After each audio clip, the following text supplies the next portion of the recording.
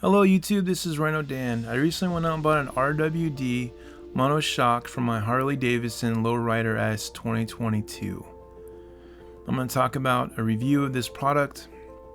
I put enough miles on it to know how well it does, and we're going to go over it real soon. Here's my Vulcan.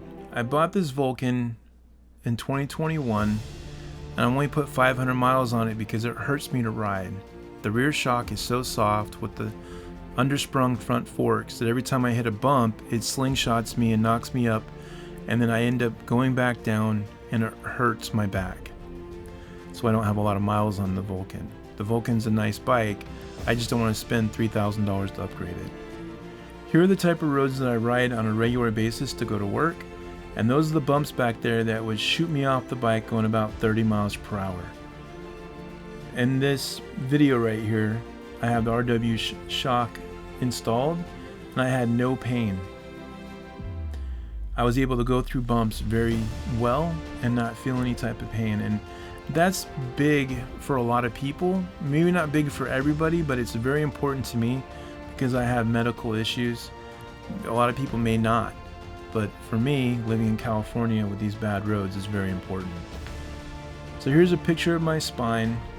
About 4 or 5 years ago, a guy dropped an air compressor on me, 550 pounds, and an Atlas caught it. My spine's not straight and I have 4 compressed vertebrae. If you're new to the channel, that's what happened to me. Here's more footage of me going over some bad roads. And I'm very happy that I was able to talk to Russ on the phone. It's one of the reasons why I picked RWD. I know there's Legends and there's Fox shocks. I talked to Fox on the phone. They didn't want to work with me. Russ told me that I bought the wrong bike because I wanted a heavier spring. I didn't want to go with the traditional 400 pounds. I wanted to go with 660. They made a custom spring for me, which was amazing because I want to 2-up on this bike, and I'm big. I'm like 300 pounds plus. By the time you put saddlebags and a passenger, I wanted to have room enough spring rate. Here's the first bike that I bought, was a Sportster S. I rode this for 2 minutes and immediately turned it back to the dealership, and Harley Davidson switched it out to the Lowrider. I didn't wait the next day, I did it the same day, 2 minutes, and it was killing my back. I knew instantly I couldn't ride it. So I ended up with the Lowrider instead. This is a very sexy bike. So this is some of the worst roads that I know of, other than going off-road and hit some whoops. This road is horrible. I'm making this demonstration right here of me driving in the center and really going over these really nasty road, and my back had no problem, no pain. It's amazing like how well the valving on this spring is, this monoshock, and how well it can eat bumps. Russ did amazing magic on it.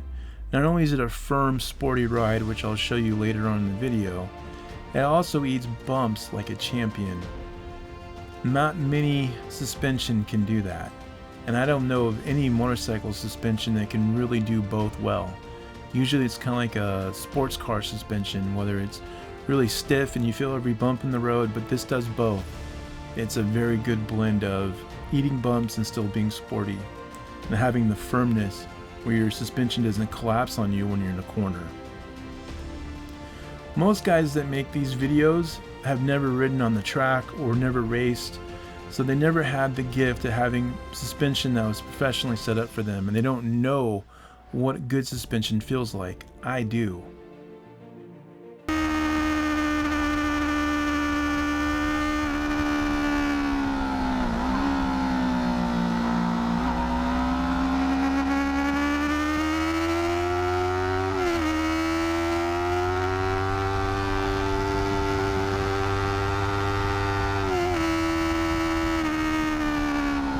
So that was me at Sears Point ripping on my R3. If you're new to the channel, I used to race motorcycles. One of the things I love about the RWD rear monoshock is I didn't have to worry about getting cartridges for the front forks. The two mated well together, they play well together, It didn't feel like one was overpowering, or it didn't feel like the rear tire was trying to outrun the front tire, and the bike didn't feel like it was out of sorts. Especially on these type of roads I'm on right here. These are the roads that I would normally play on. These roads have everything you can want, from hairpins to blind corners to 20-mile-per-hour corners to 10-mile-per-hour corners, 30-mile-per-hour corners, and the bike handled well. It did everything I needed to do at the speeds I like to play at.